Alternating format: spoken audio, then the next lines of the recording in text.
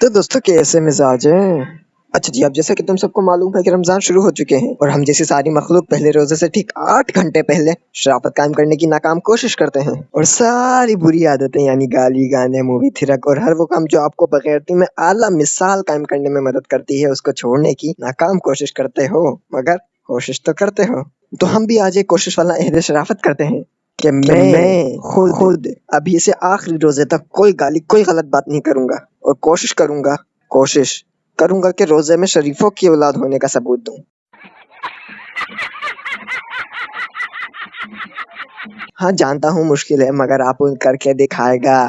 चुप, आप बीच में नहीं बोलेगा। अच्छा ठीक है, मगर कोशिश तो कर ही सकता हूँ ना। तो फिर अपनी अपनी कोशिशों के साथ शुरू करते हैं आज के बच्चे।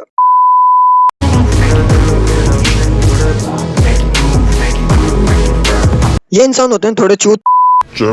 हाँ याद है, गाली नहीं, सॉरी। मैं कह रहा था कि थोड़े बेवकूफ से होते हैं, क्योंकि इनके हिसाब से हर बुराई हर गुनाह की वजह सिर्फ और सिर्फ शैतान है, जिसे इंसान तो गुनाह कर ही नहीं सकता। और जैसे ही ये रमजान शुरू होते हैं तो ये सारी भेड़ बकरियां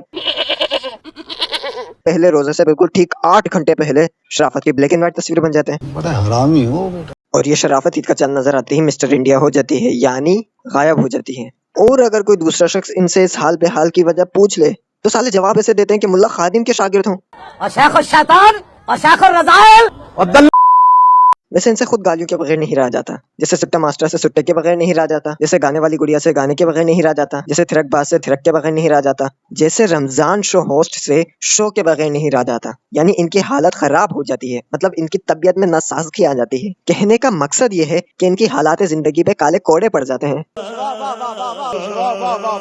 वैसे ज्यादातर बच्चे तो सिर्फ 1 हफ्ता ही बर्दाश्त कर पाते हैं ज्यादा से ज्यादा, मगर जो लोग इस लोहे कानून को चांद रात तक बरकरार रखते हैं, साले ईद पे इनकी खुशी शैतान से ज्यादा होती है। इनकी जिंदगी में ऐसे खुशबू वाले फूल खिलते हैं मानो इनकी गोटों में पानी भरा हो और हल्के से इनके कानों में आके कोई कह दे, जानी टेंशन न ले, मेरा भाई बैठा है, बिना ऑपरेशन तेरा इलाज करेगा। इनकी जो दौड़ लगेगी। बिल्कुल ऐसे ही ये लोग भी खुश होते हैं, जैसे शैतान की सजा इन्होंने ही तो काटी है। लबे सीरी सा लग रहा है, दिल गार्डन गार्डन सा। और इन्हें शायद लीगली किसी ने बोल दिया है, जा लौंडे जा, जी ले अपनी जिंदगी। भाई साहब ये लोग कोई तूफान लाएंगे। ओए होए होए होए, ये तो कयामत है। अब पता चले ईद पे इतनी बेगैरतियां क्यों होती हैं।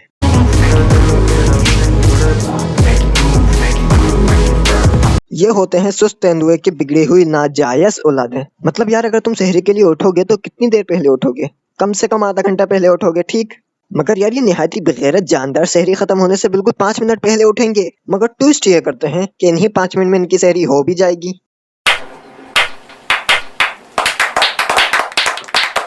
साला कृष की क्रश है क्या तू इतनी तेज?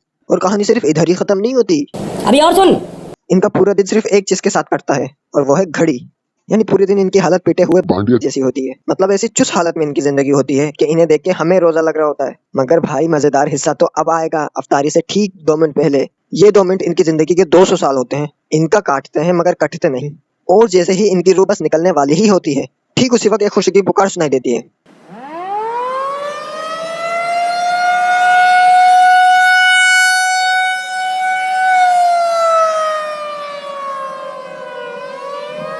ये सुनते ही इनकी दिल की धड़कनें फिर से वापसी आती हैं और ये मौत को छू के टक से वापस आ सकता हूँ।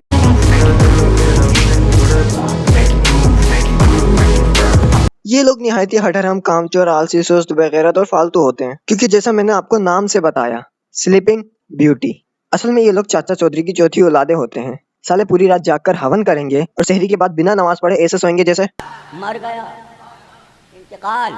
और पूरा दिन ये मखलूक आपको सिर्फ एक ही जगह पर नजर आएगी, बिस्तर पे, मतलब अकेले सोते हुए। और वैसे भी आम दिनों में भी ये सोती आत्मा लेजीनेस के कीड़े हैं, यानी बड़े वाले हठहराम हैं। घर के काम इन्होंने आम दिनों में नहीं करने, रोजे में क्या ही कर लेंगे। इन अंडरटेकर के सस्ते वर्जन को नींद से जगाना नामुमकिन है। इनकी नींद इतनी पक्की होती है, आप भले इनके सामने मुजरा कर लो, आप भले इनके मुंह पे पानी फेंक दो, आप भले इन पे पेट्रोल से रोशनी कर दो, आप भले इनको तेजाब में गोते लगवा लो, आप भले इनकी कंट्रोल मालिक कंट्रोल, रमजान है। और भाई इन्होंने नमाज तो वैसे भी नहीं पढ़नी, कोई इन्हें उठाए तो इन्होंने उठना भी नहीं है। इनकी असल सुबह होती है अफ्तारी से ठीक 15 मिनट पहले, और उठते साथ ही अफ्तारी कर ली, फिर साले बोलेंगे यार रोजे का तो पता भी नहीं चल रहा, जल्दी गुजर रहे हैं रोजे।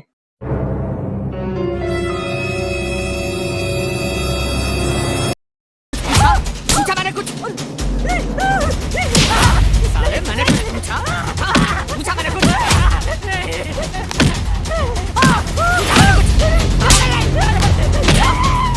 साले ये अल्फाज सुन के दिल चाहता है कि ये लोग सच में गुजर जाए।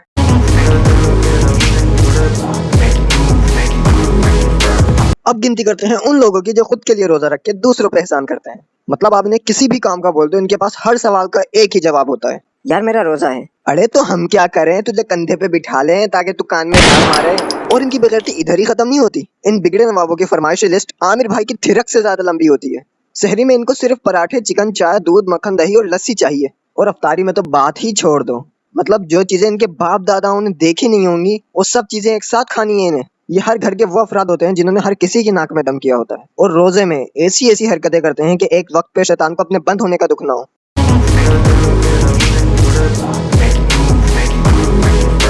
अब हर घर में कुछ एक्स्ट्रा अजीब मखलूक पाई जाती है जो रमजानों में भी अपनी हरकतों से बाज नहीं आती। जैसे वो लोग जो सहरी और अफ्तारी तो मंज के करते हैं मगर रोजा नहीं रखते। जैसे तरावी के बहाने सिगरेट के शश के दोस्तों के साथ चौकड़ी लगाते हैं। जैसे अफ्तारी के वक्त अपनी प्लेट को पहाड़ की शक्ल देते हैं। जैसे रोजा ना रखने के बावजूद दूसरों को रोजे की तलकीन करते हैं। जैसे कुछ लोग हर साल ये 1900 अंधेरे का लतीफा सुनाते हैं कि रोजा कहाँ रखा है।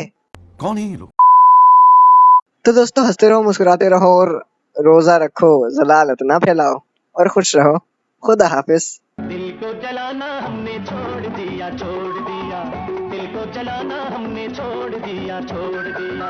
फिरते थे मारे मारे तेरी गली में प्यारे, फिरते थे मारे मारे तेरी गली में प्यारे।